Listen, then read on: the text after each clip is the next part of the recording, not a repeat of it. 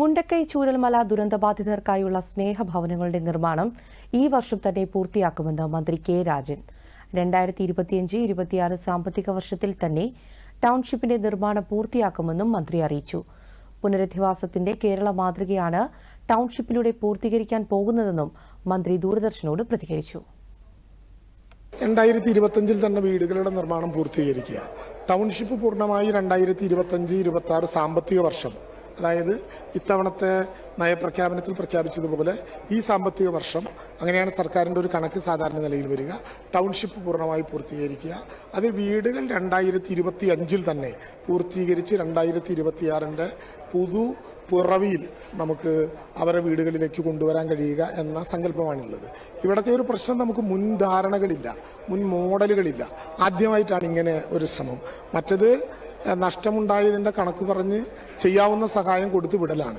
ഇതങ്ങനെയല്ല, ഇതവരെ ചേർത്ത് പിടിക്കലാണ്, എല്ലാതും കൂട്ടിയോജിപ്പിക്കലാണ്, എല്ലാ ഘട്ടത്തിലും അവരോടൊപ്പം നിൽക്കലാണ്. ഇതാണ് ലോകത്തിൻ്റെ മുമ്പിൽ കേരളം അവതരിപ്പിക്കുന്ന ഒരു പുനർനിർമ്മാണ മോഡൽ.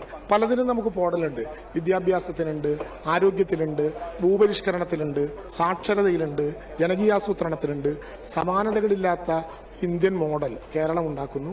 ആ മോഡൽ ഇനി ദുരന്തം ഉണ്ടാകരുത് എന്നാണ് നമ്മുടെ ആഗ്രഹമെങ്കിലും എല്ലാ ദുരന്തങ്ങൾക്കും പാഠമായ, ഇവിടെ മുതലല്ല, ആദ്യം മുതലേ കേവലം 25 ദിവസം കൊണ്ട് താൽക്കാലിക പുനരധിവാസം പൂർത്തീകരിച്ചു.